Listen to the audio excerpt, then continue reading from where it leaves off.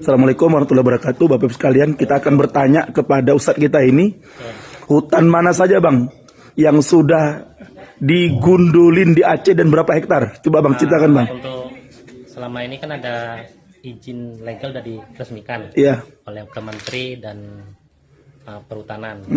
Jadi para pengusaha ada dua item. Yang pertama, setiap daerah mempunyai namanya kombatan. Kombatan ini punya jatah, ya, per daerah itu 500 hektar. Kemudian PT itu ada namanya plasma. Plasma itu 20% dia. Jadi 20%. Jadi dari Sumatera aja yang namanya Gunung Loser itu kemarin udah diambil Pak. Itu sekitar 2000 ditebang. 2000 hektar ya? 2000 hektar.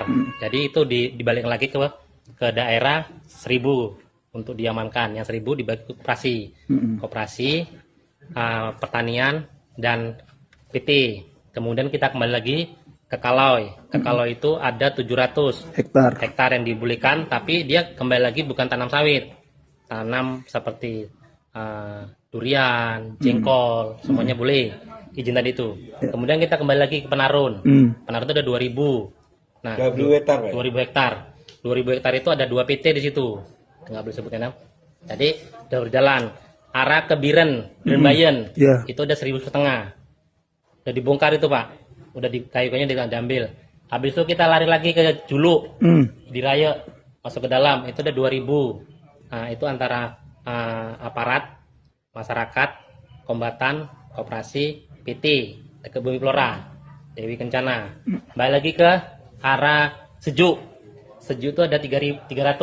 300 hektar. Tebang, sedang berjalan. Kemudian kita lari ke Aceh Utara. Aceh Utara itu ada sekitar 8.000 sudah disahkan.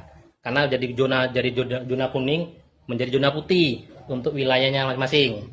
Nah, koperasi, kombatan itu lagi. Kemudian kita lari lagi ke daerah Merdu. Merdu ada 3.000 yang sudah mau dizonakan putih tapi belum berhasil. Jadi zona kuning tapi hutannya dirambah. Aceh Selatan ada 3.000 yang sedang dikerjakan. Tanah Gayo ada 1.500. Jadi izin dalam 2 tahun ini itulah ngerambah. Ngerambah hutan. Nah, jadi kalau ditanyakan, ya saya termasuk salah satu link di situ semua. Maka saya tahu. Ya. Berarti sudah ribuan ya, puluhan ribu hektar ya, yang sudah dihancurkan dan digundulin ya. Alasannya ini kan untuk pengembangan daerah pendapatannya.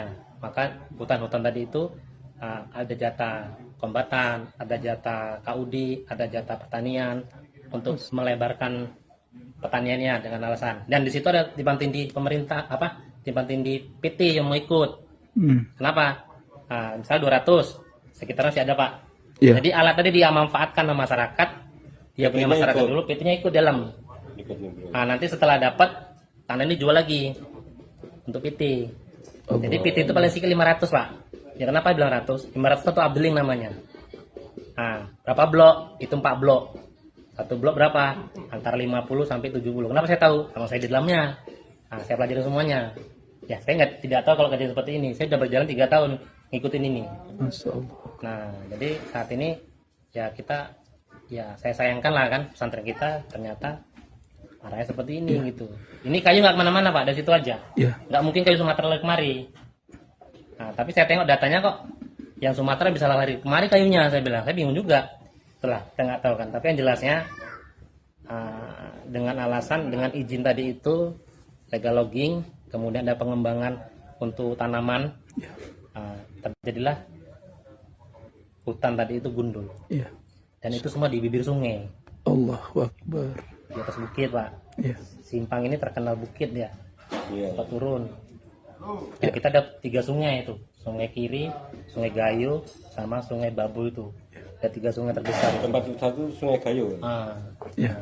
Yang lebar. Oke, terima kasih Pak ya informasinya. Assalamualaikum warahmatullahi wabarakatuh. Waalaikumsalam.